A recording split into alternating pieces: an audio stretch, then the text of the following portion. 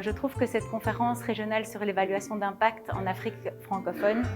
est vraiment une initiative très intéressante. C'est extrêmement motivant de voir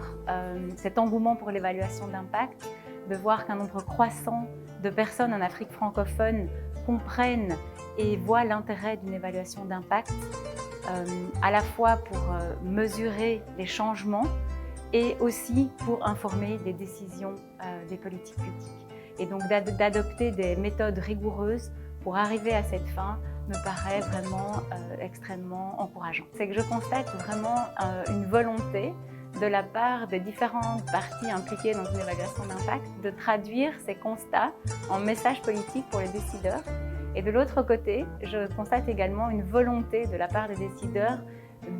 d'introduire l'évaluation d'impact comme une pratique pour pouvoir améliorer leurs décisions. Donc ça aussi, c'est extrêmement encourageant, même si les défis sont nombreux. Selon moi et selon beaucoup d'autres personnes présentes ici, il semble vraiment nécessaire de changer les mentalités pour obtenir une culture des données. Cette culture des données est vraiment essentielle si on veut arriver à mettre en place des études d'évaluation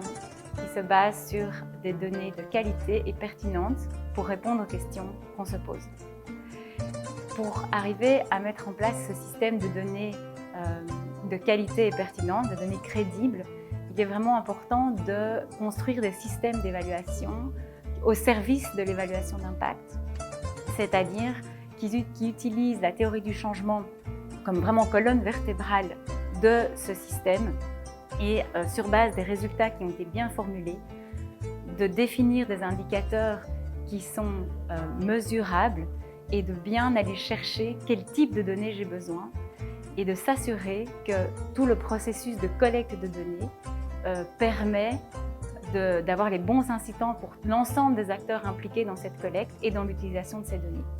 Arriver à développer une culture des données en Afrique francophone va certainement permettre de pouvoir faire de meilleurs diagnostics, de tenir vraiment en compte l'hétérogénéité de la population et donc l'hétérogénéité de l'impact des programmes